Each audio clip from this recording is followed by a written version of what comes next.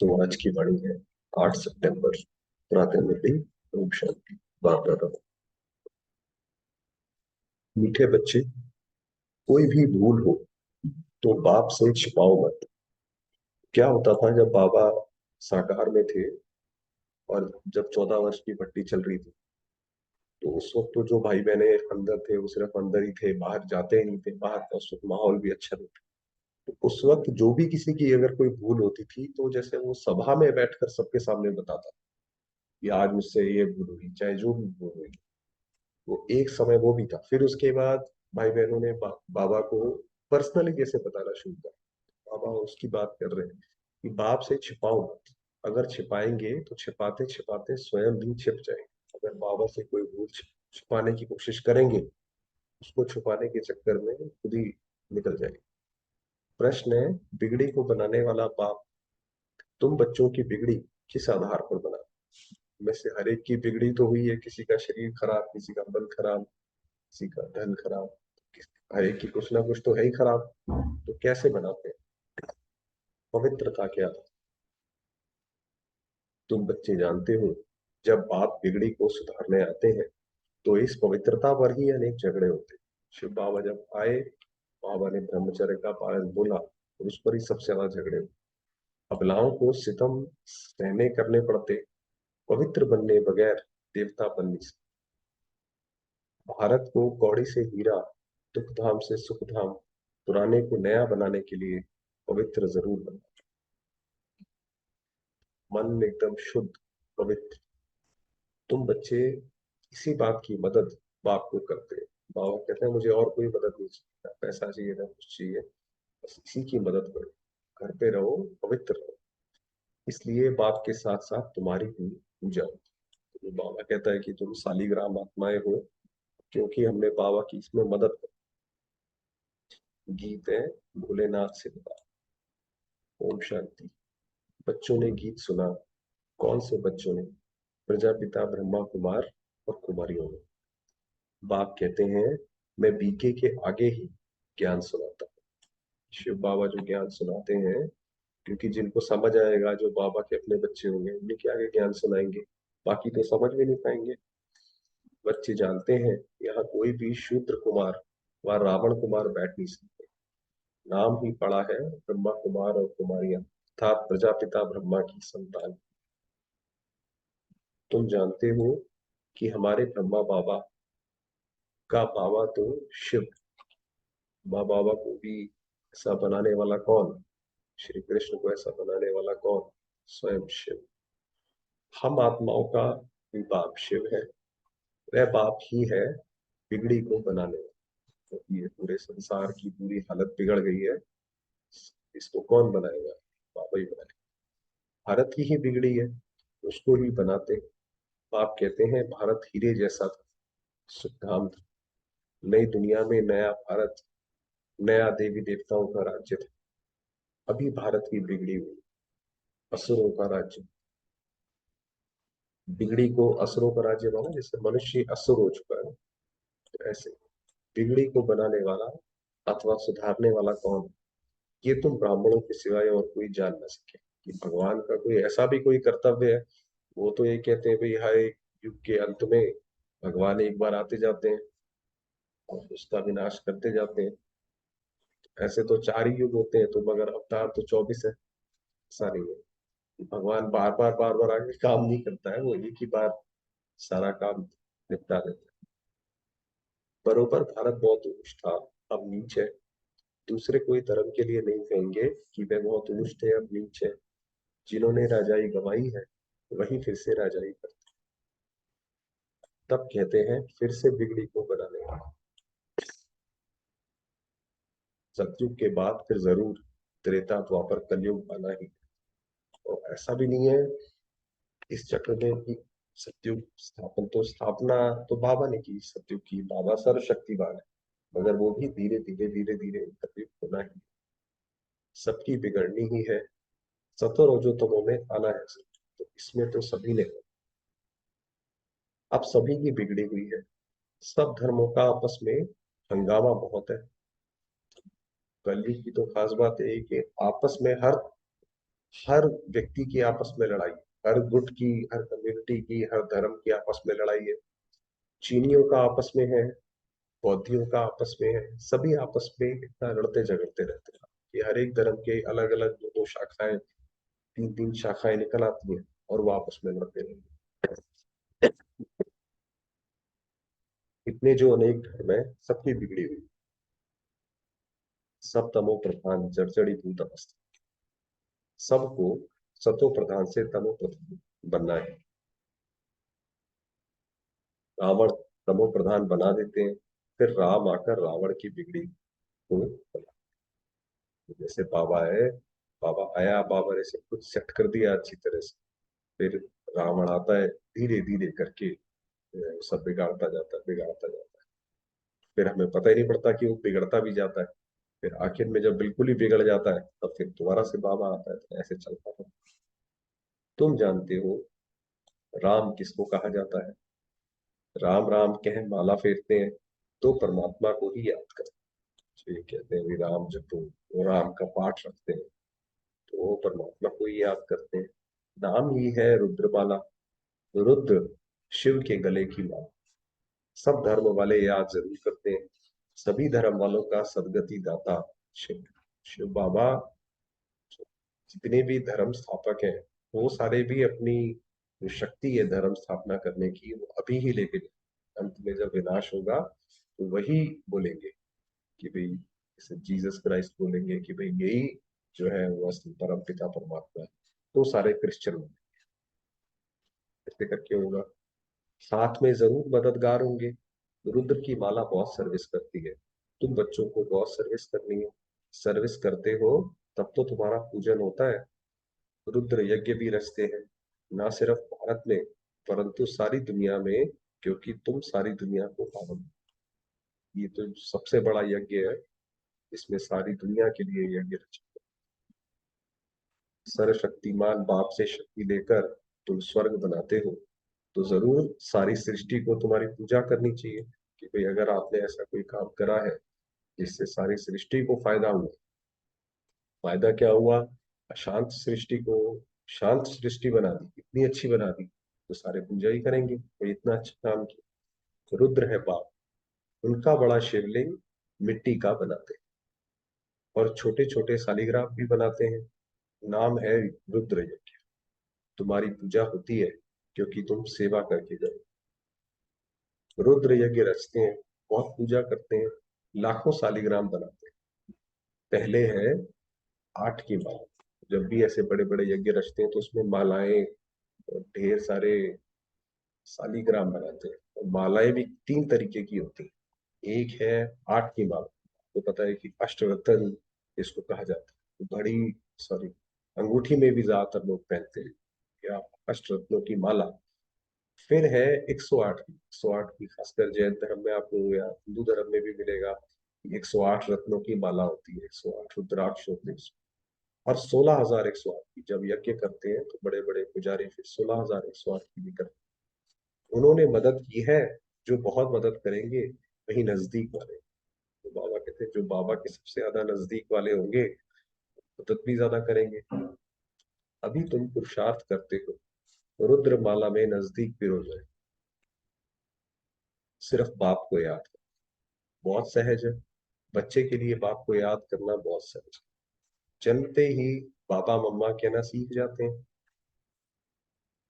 तो तुम भी बाबा मम्मा के बच्चे बने हो, कहते भी हो तुम माता पिता हम बालक तेरे। अभी तुम जानते हो हम माता पिता के सम्मुख बैठे, अब हम बाबा के माता पिता के अपने सम्मुख बैठे। वह माता पिता हमको राजाई प्राप्त करने के लिए शिक्षा देते हैं। यूं तो शिक्षा राजा को देनी चाहिए, राजा बनाने की, जैसे बैरिस्टर बनाने की शिक्षा बैरिस्टर देते हैं। परंतु यहाँ तो वंडरफुल बात, परम पिता परमात्मा ही ज्ञान का सागर।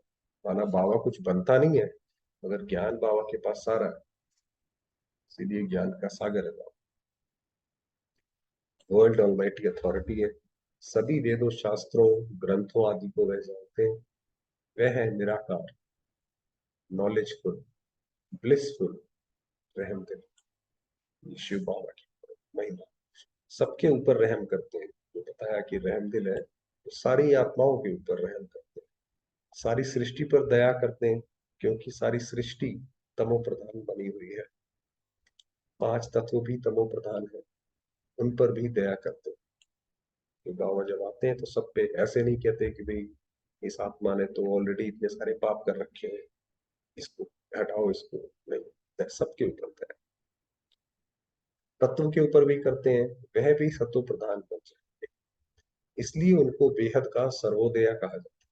ये जो टाइटल है बेहद का सर्वोदया, सर्वोदया वो बाबा के लिए, भगवान के लिए। ये भी ड्रामा में भूत है। आत्मा पवित्र बनने से हर चीज पवित्र बन जाए। अभी ये तत्व आदि भी कितने नुकसान करते हैं। तत्व आदि माना जैसे देखिए बाढ़ आती है, सारी फसल खराब, गांव के गांव बह जाती है। उसी तरीके से अर्थक्वेक आता है, तो ये तत्व है ना, ये जल वायु अग्नि धरती आकाश, ये परेशान करते हैं। वहां तत्व भी सतो प्रधान होते हैं, माना वहां पे जो प्रकृति होगी, जो ये पांचों तत्व होंगे, ऐसा नहीं होगा कि सर्दी पड़ी तो इतनी पड़ी कि ठिठुर गए, गर्मी पड़ी तो इतनी पड़ी कि एसी की जरूरत है। ऐसा नहीं, बीच का मौसम है, हर चीज प्रकृति ला के दे। कभी कोई बूढ़े नहीं होते वहां पर, ऐसा नहीं है कि देवता बूढ़े हो रहे हैं तो चश्मा लग रहा है, दांत टूट रहा है, ये सब नहीं होगा। तो बिगड़ी को बनाने वाला बाप, उनको ही वर्ल्ड ऑलमाइटी अथॉरिटी कहा जाता है। वही वर्ल्ड ऑलमाइटी अथॉरिटी राजस्थान खुद तो निराकार है, उनको महाराजा या विश्व का मालिक, विश्व पर राज्य करने वाला नहीं। माना शिव बाबा राज्य नहीं करते तो राज्य करने वाला नहीं है। वह तो करण करावन करते भी हैं, करवाते भी हैं। ब्रह्मा तन में आकर खुद करके दिखाया कि कैसे करते हैं, गीता में जो होता है। और फिर हमें बोली बताया भी कि आप ऐसे करके करो। देवी देवताओं की राजधानी स्थापन कराते हैं, खुद राजा ही नहीं करते। तुम बच्चे कहते हो हम वर्ल्ड ऑलमाइटी अथॉरिटी विश्व के मालिक बनते हैं, फिर तुम्हारे पर कोई की अथॉरिटी नहीं चलती। जब हम सतयुग में होंगे तो हमसे ऊपर कोई नहीं होगा, भारत के से बड़ा कोई अथॉरिटी नहीं है, कोई हुक्म नहीं कर सकते। सतयुग त्रेता में और कोई होते ही नहीं, सतयुग त्रेता में कोई है ही नहीं जो हमारे अलावा जो कोई हुक्म करे। तो तुम बच्चों को सिद्ध कर बताना है। सर्वशास्त्र शिरोमणि गीता, भगवान ने ही राजयोग सिखलाया है। तुम बच्चे जानते हो हम मनुष्य से देवता, मनुष्यों की बिगड़ी है, तब तो बाप आकर देवता बनाते हैं। सारा मदार है पवित्रता, ब्रह्मचर्य। बच्चियां लिखती हैं बाबा पवित्र बनने के लिए बहुत सितम करते हैं। भाई जब वो उनके घर वाले मनाही करते हैं, उनको लगता है ऐसा ना हो ये अपना जीवन खराब कर ले, शादी नहीं करने को बोलती है या जो भी है। या मान लीजिए शादीशुदा है तो वो हस्बैंड कहता है भाई ये क्या बात है, सितम करते हैं। बच्चों को समझाया गया है बड़ा युक्ति से चलना चाहिए, तरीके से चलना चाहिए। इसमें बड़ी होशियारी चाहिए। एक खेल है जिसमें दिखाया है अपने को बचाने के लिए स्त्री कितने चरित्र करती है, ऐसे मूवीज वगैरह जो आती रहती है। बाप कहते हैं बच्चे इसमें नष्टो मोहा बनना पड़े। क्या है कि अगर हमारा मोह भी है, घर वालों के साथ भी है, या फिर दुनिया में भी चीजें चाहिए, और अपना मन पूरा होता नहीं, वहां से पूरा टूटता नहीं, तो बड़ा मुश्किल लगता है। इसलिए नष्टो मोहा होना चाहिए। बहुतों की पति में, बच्चों में मोह की रख जाती है। अब भाई मान लीजिए ज्ञान में तो चलना चाहते हैं, मगर बच्चे से तो मोह छूटता नहीं। तो बच्चे को अगर उसमें रहेंगे तो फिर कैसे काम चलेगा। कन्या का तो सिर्फ माँ बाप और भाई बहन में मोह होगा, फिर जब शादी करती है तो प्लस और भी बढ़ जाते हैं। पति सासू फिर बच्चे पैदा हुए तो उनमें कितना मोह जुट जाता है, डबल वृद्धि हो जाती है। इसलिए पहले दो नष्टो मोह चाहिए। फिर परीक्षाएं भी आती हैं। ऐसा नहीं है कि ये बाबा के घर में आ गए, परीक्षाएं खत्म हो गई, परीक्षाएं और आएंगी। जैसे राजाएं लोग घर बार छोड़ते हैं तो पहले गुरु के पास जाते हैं, वह फिर उनसे काठी कटाते, लकड़ी कटाते हैं, आश्रम की सफाई आदि कराते हैं ताकि देह अभिमान टूट जाए। यहाँ भी ऐसे कहते हैं कि बाबा के पास भी जब कोई आते हैं सेवा करनी होती है, पहले ऐसी साफ सफाई की सेवा या ज्ञान सुनाने की सेवा से दे दे। गरीब तो ये सब काम करते रहते हैं। बड़े घर वालों में बड़ा देह अभिमान, उनको रहता है अरे भाई हम कैसे करें, तो उन्हों की परीक्षा ली जाती। शुरुआत में बाबा ने भी परीक्षा ली ना, देह अभिमान तोड़ने लिए तुम सब कुछ करते थे। मोटर साफ करना, धोबी का काम करना, कि जब जैसे पता है कि जब बाबा 1937 में ब्रह्मा बाबा के तन में आए तो बहुत उसका विरोध हुआ। तो 300 350 भाई बहन थे। वो फिर जैसे योग भट्टी में 14 साल रहे, तो वो बाहर नहीं जाते थे और सारा उनका खाना पीना बाबा ही का। तो मगर उस वक्त वो तो ठीक था, मगर उस वक्त कोई नौकर चाकर कुछ था ही नहीं, और सारे अच्छे अच्छे घर से थे जिन्होंने कभी काम किया ही नहीं था। तो चाहे वो मोची का काम हो, चाहे गाड़ी साफ करना हो, चाहे गाड़ी ठीक करना हो, वो सारा खुद ही करते थे। तो वो बताया कोई भी आए तो बोलो पहले तो ये काम करना पड़ेगा। ये कई फिर आते थे बाबा के पास जब यज्ञ थोड़ा सा चल पड़ा 30 40 साल बाद। फिर उसके बाद आते थे बाबा के पास कि हम भी रहना चाहते हैं आपके साथ। फिर बाबा कहते थे उनको बोलो ये काम करना पड़ेगा यहाँ। बड़े घर वालों के लिए तो आना ही बड़ा मुश्किल है। गरीबों पर फिर मार खाने की मुसीबत। गरीबों को इन चीजों में प्रॉब्लम नहीं आती काम वाम में, काम करने में। उनके साथ ये है कि उनके घर वाले नहीं छोड़ते, वो मार पिटाई करते हैं, तो मार खाने की मुसीबत है। पवित्र रहने नहीं देते हैं, उनके साथ फिर युक्ति से चलना पड़ता है। लेकिन पूरा नष्टो मोहा जरूर, वही है कि वो पवित्र कब रहने देगा सामने वाले व्यक्ति को, जब हम पूरी तरह नष्टो मोहा होंगे। अधूरे नष्टो मोहा होंगे तो एक टांग इस तरफ एक टांग उस तरफ लटक पड़ेंगे, तो ना इधर के ना उधर के रहेंगे। फिर ऐसे बहुत लटक दुखी हो पड़ते हैं, बाप को भूलने से छी छी हो जाते हैं। ऐसे बाप बच्चों को निरंतर याद करने के लिए कितनी युक्तियां बताते हैं। याद से ही विकर्मा जीत बनेगी, वरना फिर विकर्म होने बंद हो जाएंगे। जिक्र करते कल्प कल्प श्रीमत देते आए हैं, राजधानी तो जरूर स्थापन हो। जो कल्प पहले मुआफिक पुरुषार्थ करते हैं वह छिपे नहीं रह सकते। ये तो पुरुषार्थ चीज ही ऐसी है, मालूम पड़ जाता है। दास दातियां भी बनने हैं ना, यहाँ रहते हैं तो राजधानी में तो आ जाते हैं, क्योंकि बच्चे तो फिर भी बने ना। यानी बाबा के अगर बने और बाबा के पास एक बारी भी आए तो राजधानी में तो आएंगे। दास दासी बन फिर कुछ ना कुछ पद पा लेते हैं। अब किसको कैसा पद मिलता है वो उसके पुरुषार्थ के ऊपर, दास दासी बनेगा या राजा बनेगा। नहीं तो दास दासियां कहाँ से आए, प्रजा को तो अंदर आने का अलाव ना हो सके। बाबा ने कहा ये दास दासियां भी सारे बाबा के घर से ही बनी। दास दासियां तो अंदर रहते हैं। बहुत कहते हैं हम श्री कृष्ण के दास दासी बने तो भी अच्छा है, माँ से भी जागती उनकी गोद में आएगा। आजकल बच्चों को नर्सें ही संभालती है, तो वहां पे भी जो है दास दासियां, तो अब श्री कृष्ण जो होगा वो राजकुमार होगा, तो उसको तो पालने वाले कितनी दास दासियां होंगी। वहां तो श्री कृष्ण को संभालने में बड़ी खुशी होती है। श्री कृष्ण जन्माष्टमी पर सब माताएं श्री कृष्ण को झुलाती हैं, वहां भी दासियां सब। वहां पे भी बच्चे को ऐसा नहीं है कि श्री लक्ष्मी हर जगह गोद में लिए घूमेंगी। वो तो सॉरी श्री लक्ष्मी नहीं, या फिर श्री कृष्ण की जो माता जी है वो लेके घूमेंगी, क्योंकि दास दासियां जो है वो सब। बाप दादा को बच्चे बड़े अच्छे थे। बाप तो कहते हैं कितनी मेहनत करनी पड़ती है राजधानी स्थापन करने में। झाड़ झाड़ की काठी है, संभालने वाले ही तंग हो जाते हैं कि झाड़ झाड़ की काठी है, माना जो बाबा के पास बच्चे आते हैं या पहले भी जो आए 300 400, वो सारे अलग अलग जगह के थे। ऐसा तो नहीं है कोई की अलग अलग स्वभाव संस्कार, सबका अलग अलग था।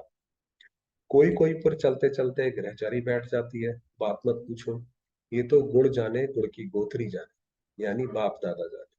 तो बाबा ने कहा कौन कितना पुरुषार्थ करता है, ये तो बाबा, ब्रह्मा बाबा और जो बाबा वो दोनों जानते हैं। गुड़ तो है ही बाप, मीठा है ना। उनकी गोथरी जिसमें वह आते हैं, गोथरी होती है माना कि वो बोरी जिसमें गुड़ रखा जाता है। तो गुड़ है शिव बाबा, और वो किसमें कौन किसके तन में आते हैं, ब्रह्मा बाबा। तो वो है गोथरी।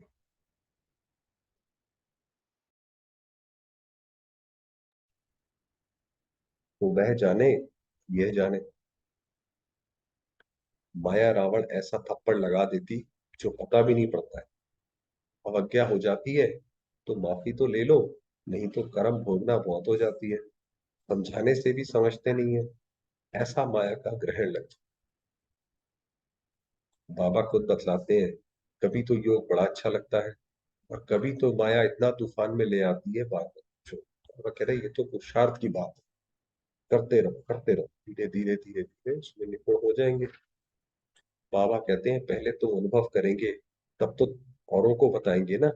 तो तूफान पहले सब बाबा के आ गया। ये भी हमारे सामने तूफान जो भी हमें लगते हैं मुश्किल है, वो सारे बाबा के सामने आ चुके हैं। बाबा बतलाते हैं अपने को मियाँ मिट्ठू नहीं समझना है। साफ दिल है तो ऊंची मुराद हासिल होती है। अंदर बाहर दिल के साफ हो, तभी सच्चे दिल पर साहिब राजी हो सकते। अगर हमारा मन साफ है, जो बाबा कहता है, जिस जैसे कहता है वैसे हम उस पर चलने की पूरी कोशिश करते हैं, तो फिर कोई हमारी मुराद अधूरी नहीं रहे, बाबा में पूरी करें। तुम बच्चे जानते हो हमारी बिगड़ी को बाबा बना रहे हैं। हम एकदम बंदर मिसल थे, बाबा मंदिर लायक बनाते हैं। विश्व के हम मालिक बनते हैं, फिर मंदिर में बैठने की एक कोठरी मिलती है। सत्य को कहा जाता है शिवालय। सारे विश्व के मालिक बन राज्य करते हैं, फिर बाद में हमारे लिए मंदिर बनते हैं जिसमें हम पूजे जाते हैं। पहले तो हमने सत्युग त्रेता युग में राज्य किया, फिर उसके बाद जो हमारा ही जो देवी देवताओं की पूजा करते हैं अलग अलग मंदिरों में। और खासकर दिलवाड़ा मंदिर में हर एक देवता के लिए एक कोठरी अलग से बना रखी है। तो वो बाबा ने ऊपर जो बताया कि हर एक फिर कोठरी मिलती है, तो हम सबके लिए फिर एक एक कोठरी मिलती है ऐसे। पूजा करने वाले भी पहले हम ही थे, हम ही पूज्य थे, फिर हम ही पुजारी बने हैं, फिर पूज्य बनते हैं। समझाया तो बहुत अच्छा जाता है। माया अच्छे अच्छे बच्चों को का भी माथा खराब कर देती है। ये तो युद्ध है, इसके अंदर माया भी अपना पूरा कार्य करती है। देह अभिमान बड़ा नुकसान कर देती है, फिर कुछ ना कुछ पाप हो जाता है। फिर बाबा की शल कोई अवज्ञा ना करे, उनसे कोई ना छिपे, कुछ नहीं छिपाना चाहिए। धर्मराज भी है, बड़ा दंड देते हैं, उनका डर रहना चाहिए। एक शिव बाबा का डर जरूर, ये धर्मराज बाबा है, उससे जो है सीरियस अवज्ञा होती है तो क्षमा ले लेनी चाहिए। बाबा आज हमसे ये भूल हुई। शिव बाबा थ्रू ब्रह्मा, डर रहता है। ब्रह्मा तो पहले पढ़ेंगे। अरे मैं तो बाबा है, शिक्षा देते हैं, मम्मा भी शिक्षा देती है, तुमको भी कोई बतलाते हैं तो तुम फिर शिव बाबा को समाचार देते। तो मम्मा बाबा को भी मालूम पड़ जाता है, क्योंकि आप बाबा को बताओगे तो कैसे बताओगे, बाया मम्मा बाबा या मम्मा के थ्रू ही बताओगे। तो समझाया तो बहुत ज्यादा। मकना हाथी नहीं बनना है, उसे बहुत अभिमान होता है, हाथी को बहुत अभिमान होता है ना। आप देखिए, तो अपने सामने कोई भी चीज की परवाह नहीं करता। ये देह अभिमान बहुत नुकसान। आधा कल्प चला है ना, वहां तो समझते हैं हम आत्मा है, पुराना शरीर छोड़ नया लेते हैं, वहां आत्माभिमानी करते हैं। यहाँ तो सब देह अभिमान। तो बच्चों को श्रीमत लेते हैं। भूल कभी छिपाना नहीं चाहिए, छिपाते छिपाते छिप ही जाते हैं। अगर कोई चीज करके छिपाएंगे तो वो तो एक जैसे अंदर ही अंदर बढ़ता चला जाएगा, योग टूट पड़ता है। बिगड़ी को बनाने वाला एक ही भगवान अथॉरिटी है। अभी तुम उनके बच्चे बनो। अति मीठे मीठे दिखिलते ज्ञान सितारों होते, माँ पिता बाप दादा का नंबरवार पुरुषार्थ अनुसार याद प्यार और गुण। रूहानी बाप की रूहानी बच्चों को नमस्ते। हम रूहानी बच्चों की रूहानी माओ को याद प्यार और नमस्ते। धारणा के लिए मुख्य सार है, अंदर बाहर दिल की सफाई से साहेब बाप को राजी रखा। माया के ग्रहण से बचने के लिए बच्चों को सॉरी माया के ग्रहण से बचने के लिए बाप को सच्चाई से सब सुना। नष्टो मोहा पूरब, जरा भी किसी देहधारी में रग नहीं रखेंगे, देह अभिमान को तोड़ने का पूरा पूरा वरदान दिया। स्नेह के जादू द्वारा निर्बंधन को भी बंधन में बांधने वाले श्रेष्ठ जादूगर। बाबा ने कहा बाबा से भी बड़े जादूगर आप हो, क्योंकि आप बाबा को अपने स्नेह की रस्सी में बांध देते हो। क्या अर्थ है, देखिए ये बताइए ना। बाप से भी बड़े जादूगर आप बच्चे हो। ऐसा स्नेह का जादू आपके पास है जो निर्बंधन को भी बंधन में बांध देते हो। कि बाबा को याद हमने किया, बाबा को आना पड़ा, अभी भी बाबा बंधे हुए हैं जब तक हम पूरी तरह पवित्र ना बने। तो बाप को भी बच्चों के सिवाय कुछ सूझता नहीं है, निरंतर बच्चों को ही याद करते रहते हैं। बाबा भी हमें याद करते रहते हैं। कितने बार तो बाप को भोजन पर बुलाते हो, खाते हो, चलते हो, सोते हो, तो भी बाप साथ। तो जो भी कार्य करते हैं यही मानते हैं भाई बाबा साथ, सब कुछ बाबा ही करवा रहा है। कोई कर्म करते हो तो कहते हो कि काम आपका है, कराओ आप निमित्त, बन निमित्त हाथ हम चला, कराओ आप निमित्त हाथ हम चला।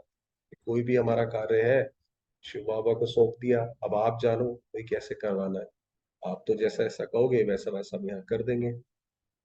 फिर कर्म का बोझ भी बाप को दे देते हो, तो श्रेष्ठ जादूगर हुए ना। तो बाबा ने कहा इसलिए आप बहुत बड़े जादूगर।